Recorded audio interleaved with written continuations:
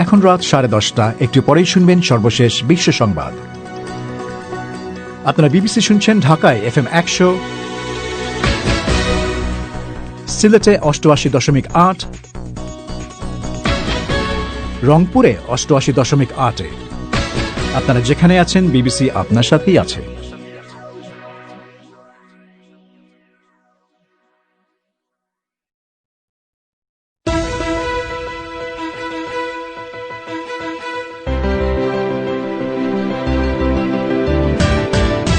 BBC বাংলার রাতের অধিবেশন পরিক্রমায় আজকে প্রধান খবর, ইসলামকে কেন্দ্র করে ফ্রান্স আর তুরস্কের বিবাদের মধ্যেই প্রেসিডেন্ট এরদোয়ানের ব্যঙ্গচিত্র প্রকাশ করেছে রম্য সাময়িকী শার্লি এবদো, তুরস্কের তীব্র নিন্দা। বাংলাদেশে চিংড়ি মাছের মাথায় জেলি ঢুকিয়ে তা বাজারে বিক্রি করা হচ্ছে, এরকম অভিযোগ ওঠার পর পুলিশের অভিযান। চিংড়ির মাথার উপরের অংশটা আপনার খুললে দেখবেন যে নরমাল চিংড়ি হলে আপনার কোনো কিছু আলাদাভাবে এত তাড়াতাড়ি হবে না, আর যদি জেলি থাকে আপনার উপর করলে এটা দেখবেন সেপারেট একটা পদার্থ। আরও থাকবে, 7 মাস বন্ধ থাকার পর আজ থেকে চালু হয়েছে বাংলাদেশ ভারত বিমান চলাচল। পরিক্রমায় শেষে রয়েছে ফোন ইন। তবে শুরুতেই এখনকার সবশেষ বিশ্ব সংবাদ।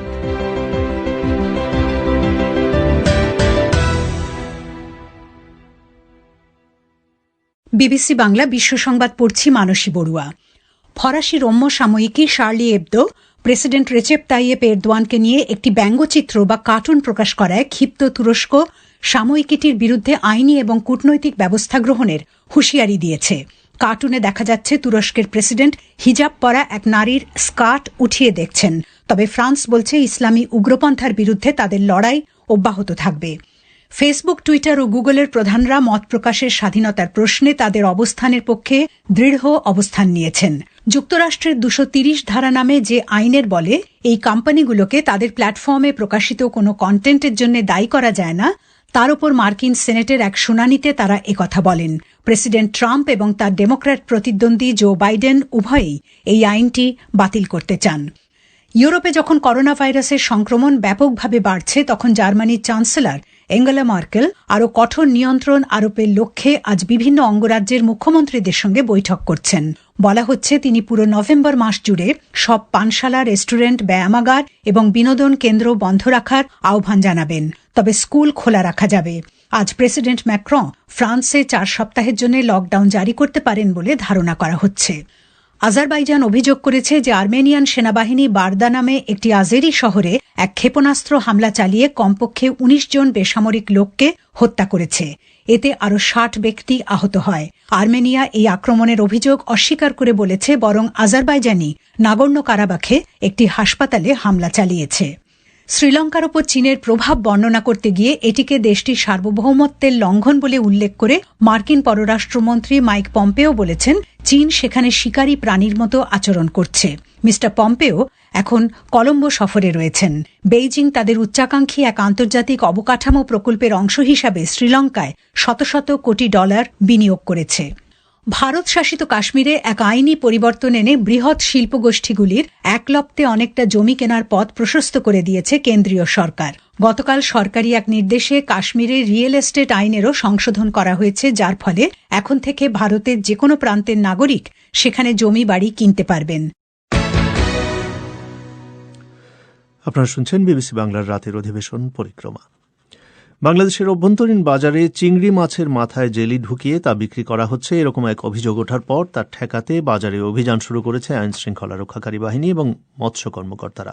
বলা হচ্ছে ওজন বাড়ানোর উদ্দেশ্যেই মাছের মাথায় মানবদেহের জন্য অত্যন্ত ক্ষতিকর এসব জেলি ভরে দিচ্ছে অসাধু ব্যবসায়ীরা। ঢাকা থেকে আরও জানাচ্ছেন মুন্নি আক্তার। ঢাকার যাত্রাবাড়ি এলাকায় মাছের আড়তে মঙ্গলবার অভিযান চালায় র্যাবের ভ্রাম্যমাণ আদালত। সেখানে চিংড়ি মাছের মাথায় জেলি ঢোকানোর কারণে বেশ কয়েকজন মাছ বিক্রেতাকে 5 লাখ টাকার বেশি জরিমানা করা হয়। এই অভিযান পরিচালনা করেন নির্বাহী ম্যাজিস্ট্রেট নাদির শাহ নাদিম।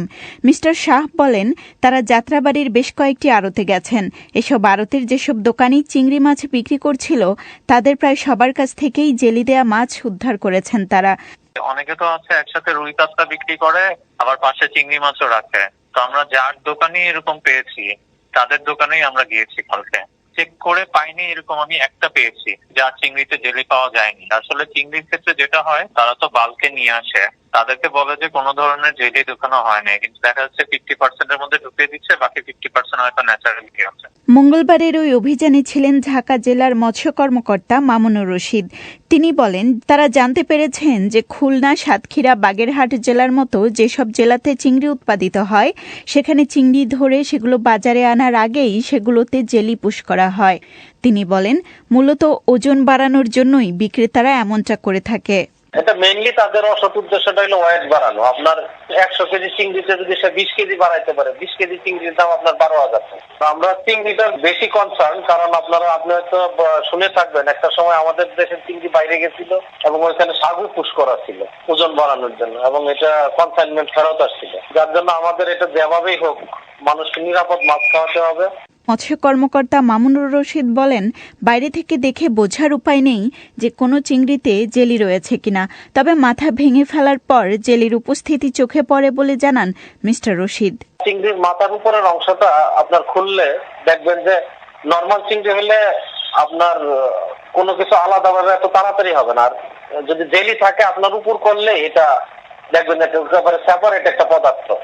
আমরা ডিপার্টমেন্টাল স্টোরে যাই, বাজারে যাই, এত সচেতন ভাবে একটা মাছ ভেঙ্গি কেটে ভিতর থেকে এনে, এটা একটু টাফ ব্যাপার। এটা আসলে এটা এনফোর্সমেন্ট আমাদের আইন বাস্তবায়ন ছাড়া সম্ভব না।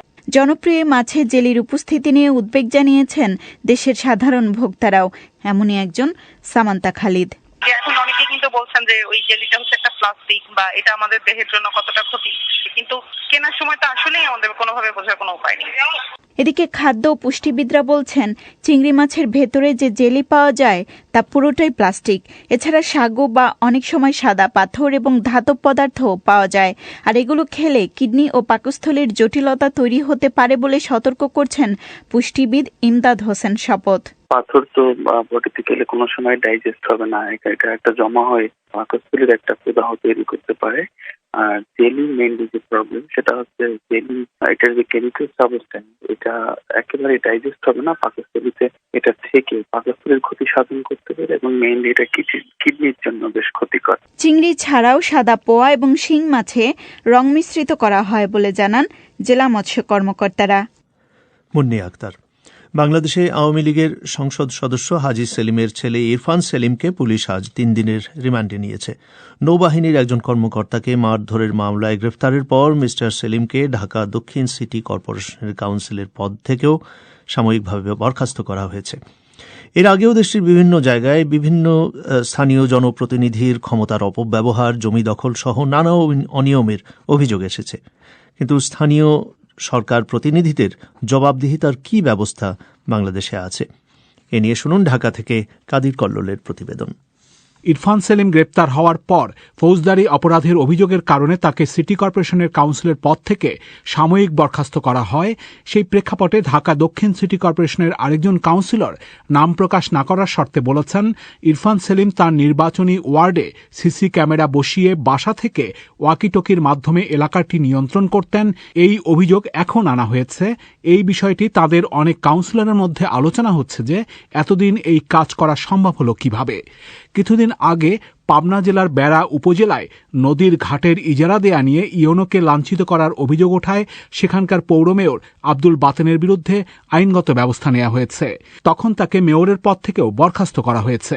স্থানীয় সরকার ব্যবস্থা নিয়ে বিশেষজ্ঞ ড তোফায়েল আহমেদ বলেছেন, স্থানীয় সরকার ব্যবস্থার জনপ্রতিনিধিদের অনেকের সেই পদের ক্ষমতা এবং সীমা লঙ্ঘনের প্রবণতা বেড়েছে। এখন কোনো জনপ্রতিনিধি কিছু আইন বিরোধী, সমাজ বিরোধী কাজ করছেন, তখন এই বিষয়গুলো নজরে আসছে। দেখেন, শহর অঞ্চলের ওয়ার্ডগুলোতে দেখা যাবে এটা কাউন্সিলর তার কাউন্সিলে গিয়ে যে ডিসকাশন করে সিদ্ধান্ত নিবে, সেই কাজটার চেয়ে তার যে নির্বাচনী এলাকা এটার বাজার নিয়ন্ত্রণ করা, তার এখানে মানুষের গতিবিধি নিয়ন্ত্রণ করা, বর্জ্য ব্যবস্থাপনার বদলে বর্জ্য ব্যবসা করা, এইরকম অনেকগুলো বিষয় তারা করে বসছে এবং এগুলোই তাদের কাজ হয়ে দাঁড়িয়েছে। এগুলোর ডিফ্যাক্টো ফাংশন। এই যে একজন কাউন্সিলরকে অ্যারেস্ট করা হলো 2-4 দিন আগে, পুরো এলাকায় সিসিটিভি বসিয়ে তার নিজের খরচে, নিজের ব্যবস্থাপনায় উনি বাসায় একটা বেস স্টেশন করে এটা নিয়ন্ত্রণ করছেন। এখানে ব্যক্তিগত প্রভাব প্রতিপত্তি প্রাধান্য পাচ্ছে। সুতরাং এটা পুরো সিস্টেমটার মধ্যে একটা বড় ধরনের কালচারাল ট্রান্সফরমেশন হয়ে গেছে। ডক্টর তোফায়েল আহমেদ আরও বলেছেন, ইউনিয়ন পরিষদ থেকে শুরু করে পৌরসভা উপজেলা পরিষদের উন্নয়ন কাজ এবং আর্থিক দিক স্থানীয় প্রশাসন তদারকি করে থাকে, আর সিটি কর্পোরেশনগুলোর দায়িত্ব সরাসরি স্থানীয় সরকার মন্ত্রণালয়ের উপর। কিন্তু সামগ্রিকভাবে জবাবদিহিতা নিশ্চিত করার কেউ নেই বলে তিনি মনে করেন। নির্বাচন পর্যবেক্ষণকারী সংস্থা ফেমার প্রধান মনিরা খান বলেছেন, এখন স্থানীয় সরকার নির্বাচনগুলো রাজনৈতিক বা দলীয়ভাবে হওয়ার কারণে এর বিভিন্ন স্তরের জনপ্রতিনিধিরা তাদের স্ব দল ছাড়া অন্য কারো কাছে জবাবদিহি করবে না, এমন একটা পরিবেশ তৈরি হয়েছে। এছাড়া আইনেও পরিষ্কার করে কিছু নেই বলে তিনি উল্লেখ করেছেন। আমাদের কিন্তু ডিফাইন করা নেই যে এই যে কাউন্সিলররা যারা ইলেক্টেড হয়েছে তারা কার কাছে রেসপন্সিবল, ওই এলাকার এমপির কাছে না ওই এলাকার জনগণ। জনগণ তো আমরা একটা বলি কথা, কিন্তু এক এক করে তো জনগণের কাছে কেউ অ্যাকাউন্টেবল হতে পারে না। একটা সমষ্টিগতভাবে তার একটা অ্যাকাউন্টেবিলিটি আছে। তো সেই অ্যাকাউন্টেবিলিটিটা দেখবে কে, সে কি করছে সেটা তাকে মনিটর করবে কে, সেটাকে আমাদের ঢেলে সাজানোর দরকার। 2008 সালে স্থানীয় সরকার জনপ্রতিনিধিদের জবাবদিহিতার ব্যাপারে একটি অধ্যাদেশের মাধ্যমে একটি কমিশন গঠন করা হয়েছিল, কিন্তু পরে সেই অধ্যাদেশ আর আইনে পরিণত করা হয়নি এবং কমিশনও রাখা হয়নি। কিন্তু নির্বাচিত জনপ্রতিনিধিকে কোনো কমিশন করে নিয়ন্ত্রণ করা উচিত কিনা এমন মত রয়েছে বিশেষজ্ঞদের অনেকের। এদিকে স্থানীয় সরকার মন্ত্রী মোহাম্মদ তাজুল ইসলাম বলেছেন, তাঁর মন্ত্রণালয়ের মাধ্যমে স্থানীয় সরকার কাঠামোগুলোর জবাবদিহিতা নিশ্চিত করার ক্ষেত্রে কোনো ঘাটতি তিনি দেখেন না। জবাবদিহিতা সবাই আছে, আর কোনো একজন জনপ্রতিনিধি একটা অন্যায় করলে সব জনপ্রতিনিধিরা অপরাধী হয়ে যাবে, এটা তো ঠিক না। আমার এখানে 62,000 জনপ্রতিনিধি আছে। মেসিভ অভিযোগ আসার পরও আমি দেখেছি যে 0.01% থেকে নিচে হলো যারা নাকি অপরাধের সাথে সম্পৃক্ত হয়েছে, অর্থাৎ অনিয়মের সাথে সম্পৃক্ত হয়েছে। এবং এর মধ্যেও আবার 0.25%কে আমরা দেখা যায় যে তাদের বিরুদ্ধে বিভিন্ন ধরনের ফেক অভিযোগ আছে। আবার কারো কারো বিরুদ্ধে অভিযোগ প্রমাণিত হয়েছে, তাদেরকে আমরা স্থায়ীভাবে বরখাস্ত করেছি। আমরাও যদি কোনো অভিযোগ আসে তদন্ত করি, আর আমাদের যে সমস্ত ভিজিলেন্সের ব্যবস্থা আছে সেগুলোকে দেখি। কিন্তু ডক্টর তোফায়েল আহমেদ মনে করেন, কোনো জনপ্রতিনিধির বিরুদ্ধে ফৌজদারি অপরাধের অভিযোগ উঠলে তখন রাজনৈতিক প্রভাবের কারণে আইন অনুযায়ী ব্যবস্থা নেওয়ার ক্ষেত্রেও গড়িমসি লক্ষ্য করা যায়। কাদির কল্লোল। শ্রোতাদের জানিয়ে রাখি যে বিবিসি বাংলার পরিক্রমায় আজকে রয়েছে ফোন ইন। এতে শ্রোতাদের স্বাস্থ্য বিষয়ক প্রশ্নের জবাব দেবেন বিশেষজ্ঞ চিকিৎসক। শুনতে পাবেন একটু পরেই। করোনা ভাইরাস মহামারীর কারণে 7 মাসেরও বেশি বন্ধ থাকার পর বুধবার থেকে শুরু হয়েছে বাংলাদেশ আর ভারতের মধ্যে বিমান চলাচল। আর করোনা ভাইরাস সংক্রমণ প্রতিরোধ করার বিষয়টি নিশ্চিত করতে বিমানের যাত্রীদের বিশেষ কিছু নির্দেশনা মেনে চলতে বলা হয়েছে। বিমানবন্দরেও যাত্রীদের স্বাস্থ্যবিধি মেনে চলতে পদক্ষেপ নেওয়া হয়েছে। বিস্তারিত জানতে আমি কথা বলেছিলাম ঢাকায় সংবাদদাতা নাগিব বাহারের সাথে। পুলক, এই সিদ্ধান্তটা আসলে গত সপ্তাহেই নেওয়া হয়, যেহেতু 7 মাস আসলে বিমান যোগাযোগ ছিল না। আজকে থেকে সেটা শুরু হয়েছে। আমরা যতদূর জানতে পেরেছি, প্রতি সপ্তাহে আসলে 2মুখী মোট 56টি ফ্লাইট যাওয়া আসা করবে। বাংলাদেশ থেকে যাবে সপ্তাহে 28টি ফ্লাইট এবং ভারত থেকে সপ্তাহে 28টি ফ্লাইট আসবে। এবং বাংলাদেশের ঢাকা এবং চট্টগ্রাম বিমানবন্দর থেকে শুধুমাত্র ভারতের কলকাতা, দিল্লি এবং চেন্নাই এই 3টি শহরে বিমান চলাচল করবে। আর বাংলাদেশের 3টি বিমান চলাচলকারী প্রতিষ্ঠান এবং ভারতের 5টি প্রতিষ্ঠান, তারা এই যে যোগাযোগ সার্ভিসটা দেবে যাত্রীদের, আসলে কিছু নিয়ম মেনে চলতে হবে যেন করোনা ভাইরাস সংক্রমণটা ছড়িয়ে না যায়। প্রধান যে জিনিসটা নিশ্চিত করা হয়েছে, যেন কোনো করোনা ভাইরাস বা কোভিড আক্রান্ত রোগী যেন আসলে এক দেশ থেকে আরেক দেশে যেতে না পারে। সেজন্য যে কোনো যাত্রীর বিমান ভ্রমণ করার জন্য অন্তত 72 ঘন্টা আগে বাংলাদেশ সরকার নির্ধারিত কোনো একটি যে কোভিড টেস্ট করার যে প্রতিষ্ঠানগুলো আছে সেগুলোর একটি সার্টিফিকেট লাগবে। বিমানবন্দরের যে স্বাস্থ্য কর্তৃপক্ষ তারা সেই সার্টিফিকেটটা ভেরিফাই করবে। এটি ছাড়া যে বিমানবন্দরে কিছুক্ষণ পরপরই আসলে ডিসইনফেক্টেন্ট দিয়ে পরিষ্কার করা হচ্ছে বিভিন্ন জায়গা, যাত্রীদের ক্রমাগত হ্যান্ড স্যানিটাইজ করানো হচ্ছে কর্তৃপক্ষের পক্ষ থেকে, বিমানবন্দর কর্তৃপক্ষ মাস্ক দিচ্ছেন এবং টেম্পারেচার চেক করা হচ্ছে। এই ধরনের বিভিন্ন পদক্ষেপ নেওয়া হয়েছে। তবে একটা বিষয় জানিয়ে রাখতে চাই আপনাকে, সেটা হচ্ছে যে আমি বিমান চলাচল কর্তৃপক্ষের chairman air vice marshal Mofidur রহমানের সাথে কথা বলে যেটা দেখছি, ভারতের সাথে এই যে বিমান চলাচল আজ থেকে শুরু হচ্ছে, সেখানে কিন্তু বিমানের 2টি রো খালি রেখে, এবং চেয়ারম্যান আমাকে যতটুকু বলেছেন যে শেষ 2টি রো খালি রেখে বাকি যতগুলো রোতে যতগুলো আসন আসলে থাকবে ততগুলো আসনেরই সমান টিকিট নিতে পারবেন। এবং এটা বাংলাদেশ এবং ভারত উভয় দেশের কর্তৃপক্ষের সাথে সমঝোতার ভিত্তিতেই এই সিদ্ধান্তটা নেওয়া হয়েছে। নাগিব বাহার। এবারে রয়েছে আজকের ফোন ইন। ফোন ইন পরিবেশিত হবে ঢাকা স্টুডিও থেকে, সেখানে অপেক্ষা করছেন কাদির কল্লোল। শ্রোতাদের এখন নিয়ে যাচ্ছি তার কাছে। কাদির। ধন্যবাদ পুলক। বিবিসির ঢাকা স্টুডিও থেকে আপনাদের শুভেচ্ছা জানাচ্ছি।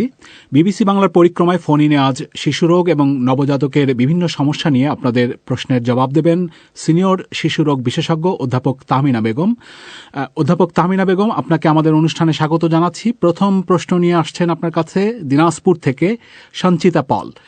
সঞ্চিতা পল, আপনি আপনার প্রশ্নটি করুন। জি, আসলে আমার বাচ্চার বয়স 7 দিন। আর বাচ্চা যখন হয় তখন শুরুতেই নাকে পানি পড়ছিল। পানি পড়ার সমস্যা এখন নেই, কিন্তু হাঁচি দিচ্ছিল, মানে এখনো হাঁচি দেয়, শুরু থেকেই হাঁচি দিচ্ছে এবং মাঝে মাঝে হাঁচির পরিমাণটা একটু বেশি হয়ে যায়। ডাক্তার আমাকে একটা ড্রপ দিয়েছে আর কি, সেই ড্রপটা ব্যবহার করলে হাঁচি দেওয়ার পরিমাণ কমে যায়।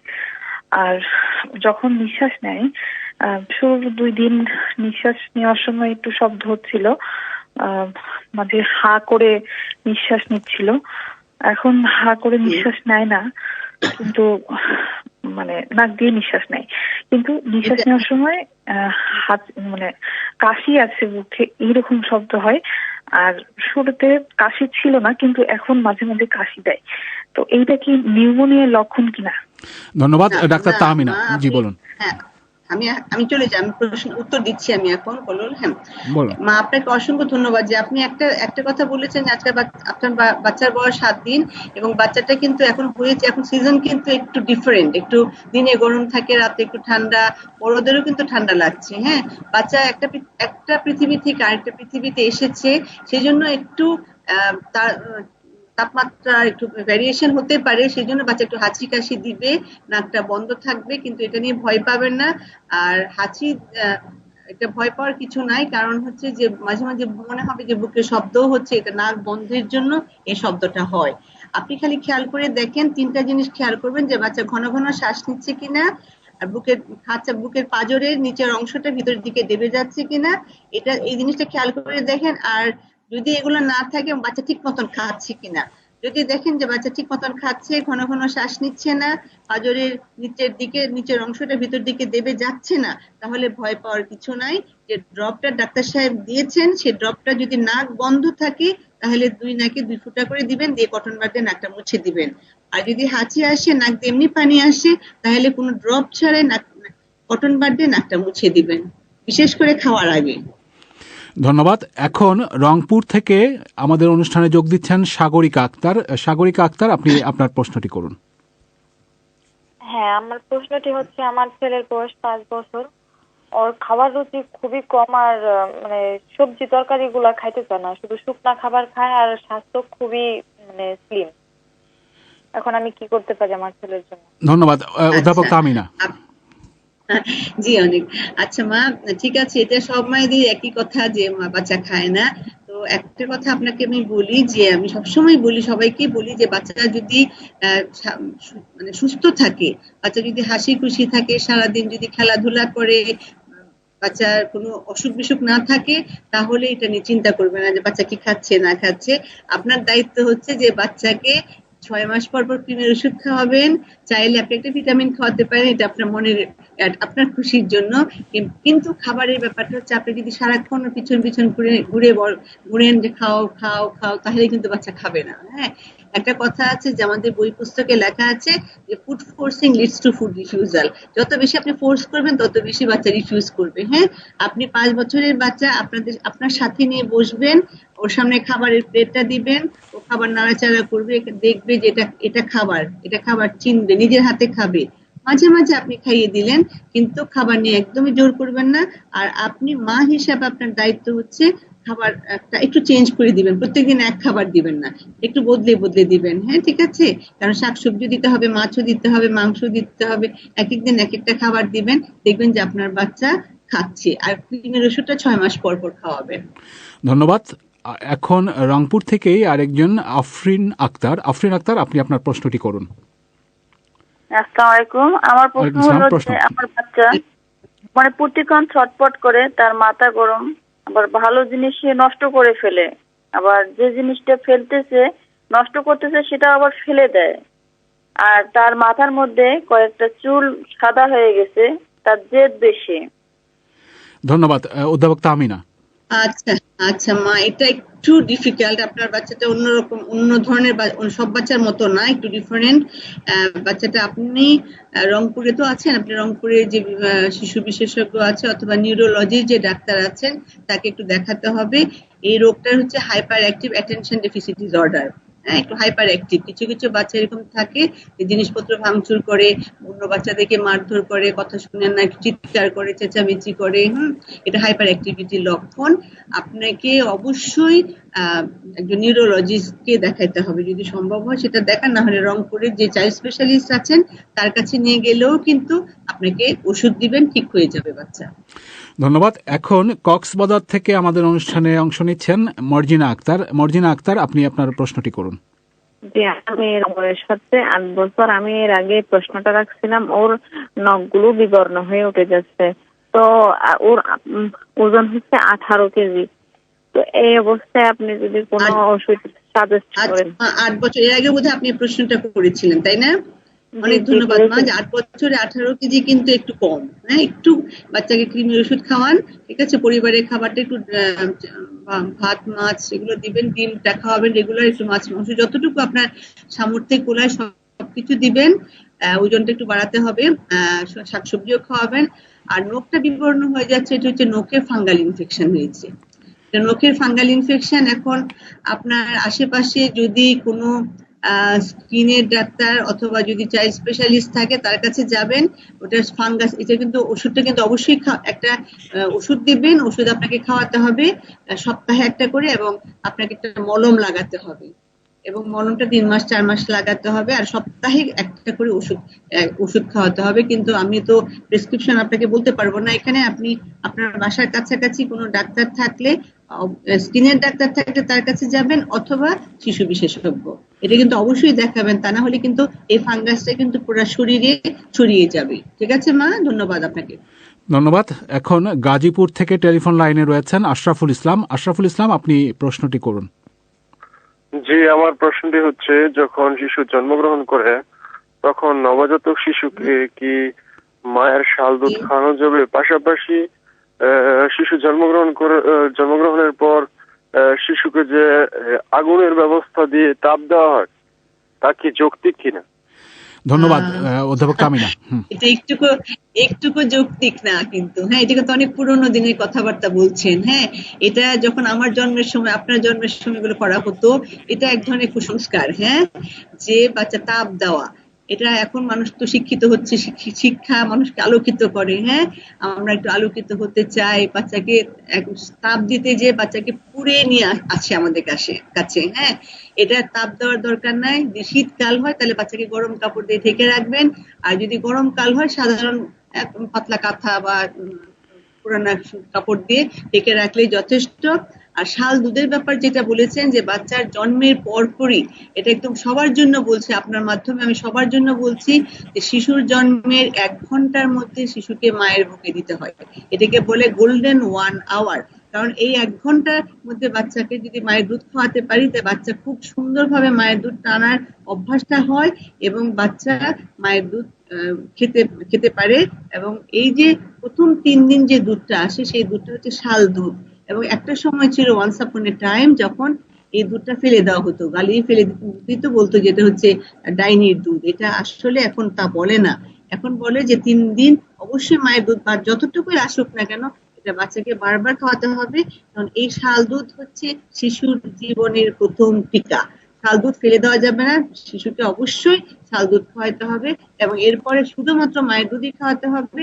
এবং মায়ের দুধের কোনো বিকল্প নাই, কোটার দুধ কখনোই না, ফিডার কখনোই না। ফিডার যদি দেন তাহলে বাচ্চা মায়ের দুধ কখনো টানবে না। আর কারণ হচ্ছে ফিডারের নিপুলটা হচ্ছে নরম, মায়ের নিপুলটা শক্ত। দুটো পাশাপাশি দিলে বাচ্চা বুঝতে পারে না কোনটা আসল মা, তখন বাচ্চা ফিডার খায়, মায়ের দুধ খায় না। আর এই প্রসঙ্গে একটা কথা, আমাদের যেহেতু সবাই অনেকে শুনছেন, আমি একটু আপনাদের জন্য বলতে চাচ্ছি, যে মা যখন বাচ্চাকে বুকের দুধ খাওয়াবেন, মা পরিবারের সব ধরনের খাবার খাবেন।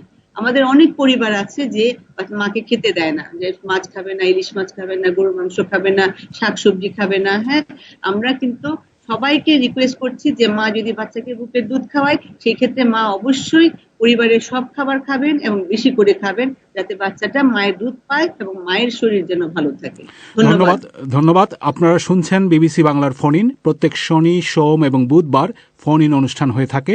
এতে যোগ দিতে চাইলে 017141155578 এই নম্বরে SMS করে আপনার নাম ঠিকানা জানিয়ে দিন। অনুষ্ঠানের আগে আমরাই আপনার সাথে যোগাযোগ করব।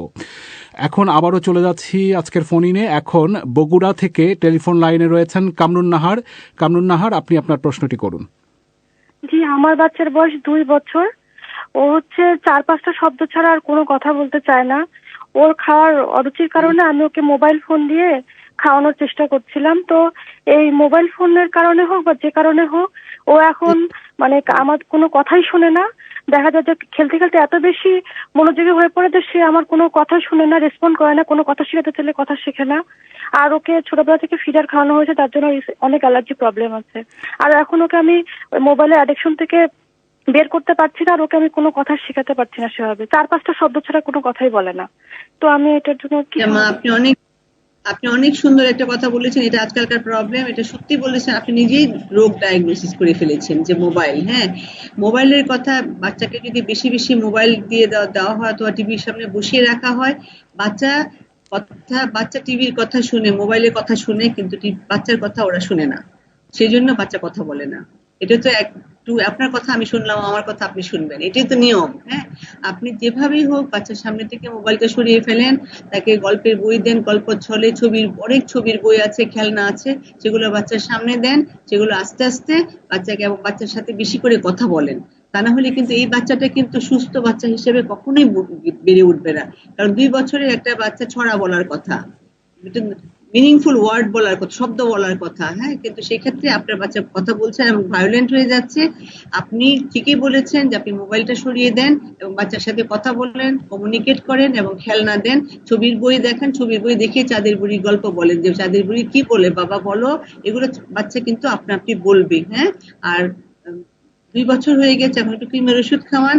আপনি চাইলে একটা ভিটামিন খাওয়াতে পারেন, পরিবারের খাবারটা একটু চেঞ্জ করে দেন, কিন্তু মোবাইলটা ওর সামনে থেকে সরিয়ে দেন। ধন্যবাদ। এখন নীলফামারী থেকে আমাদের অনুষ্ঠানে যোগ দিচ্ছেন হাবিবা আক্তার। হাবিবা আক্তার, আপনি প্রশ্নটি করুন। আমার বাচ্চার বয়স হলো 9 বছর।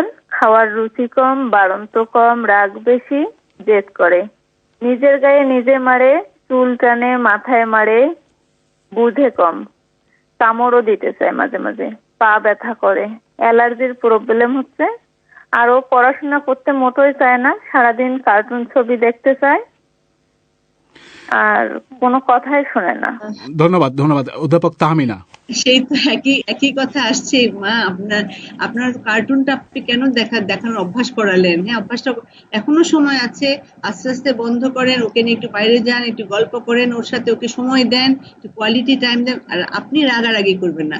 আপনি যদি আমার মনে হচ্ছে যে আপনি খুব ওর সাথে রাগারাগি করেন, তার ফলে ও কিন্তু আপনার কাছ থেকে রাগটা সে পেয়েছে। এবং আমার মনে হয় যে ওকে বোধহয় থাইরয়েড ফাংশন টেস্টটা করাতে হবে, যে কেন অমনোযোগী, কেন সে স্বাস্থ্য বাড়ছে না। আপনি থাইরয়েড ফাংশন টেস্টটা করাবেন, দরকার হলে রংপুরে যান অথবা নীলফামারীতে করাতে পারলে করাবেন। আর ওকে এই কার্টুন দেখা থেকে আস্তে আস্তে বন্ধ করতে হবে। যে কথাগুলো একটু আগে আমি বলে ফেলেছি, তাকে রাগ করে, তাকে মারধর করে কিন্তু আপনি 9 বছর হয়ে গেছে, এখন কিন্তু আর ফিরানোর সময় নাই। এখন তাকে আদর করে, তাকে ভালোবেসে কিন্তু আপনাকে কাছে ডাকতে হবে। এবং সে যদি ভালো কোনো কিছু বলে, ভালো কাজ করে, তাহলে সেটা প্রশংসা করবেন, যে বাহ তুমি তো বাবা এটা সুন্দর করেছো, সুন্দর লিখেছো, এটা প্রশংসা করবেন। এবং তার সাথে সাথে একটু তাকে আদর দিয়ে, যত্ন দিয়ে, স্নেহ দিয়ে তাকে একটু কথা বুঝিয়ে বলবেন এবং তাকে থাইরয়েড টেস্টটা করে ডাক্তারকে দেখাবেন। ধন্যবাদ আজকের অতিথি অধ্যাপক তাহমিনা বেগম। আপনাকে, আমাদের সময় শেষ হয়ে গেছে। আমাদের সময় দেওয়ার জন্য আপনাকে ধন্যবাদ জানাচ্ছি। অনেকে টেলিফোন লাইনে ছিলেন, সুযোগ দিতে না পেরে দুঃখ প্রকাশ করছি। অনুষ্ঠান শোনার জন্য আপনাদের ধন্যবাদ। এখন শ্রোতাদের ফিরিয়ে নিয়ে যাচ্ছি বিবিসির লন্ডন স্টুডিওতে পুলক গুপ্তের কাছে। ধন্যবাদ কাদির। শুনছিলেন ঢাকা স্টুডিও থেকে ফোন ইন। অনুষ্ঠান শেষ করবার আগে আজকে প্রধান খবর আরেকবার। ইসলামকে কেন্দ্র করে ফ্রান্স তুরস্ক বিবাদের মধ্যে প্রেসিডেন্ট এরদোয়ানের ব্যঙ্গচিত্র প্রকাশ করেছে রম্য সাময়িকী শার্লি এবদো। তুরস্ক যার তীব্র নিন্দা করেছে। আর বাংলাদেশে চিংড়ি মাছের মাথায় জেলি ঢুকিয়ে তা বাজারে বিক্রি করা হচ্ছে বলে অভিযোগ ওঠার পর পুলিশ বাজারে অভিযান চালাচ্ছে। শেষ করছি পরিক্রমা। আমাদের পরবর্তী অধিবেশন প্রবাহ বাংলাদেশের সময় আগামীকাল সন্ধে 7:30টায়, ভারতের সময় 7টায় শুনবেন আশা করে। আমি পুলক গুপ্ত আজকের মতো এখানেই বিদায় নিচ্ছি। ভালো থাকবেন। শুভরাত্রি।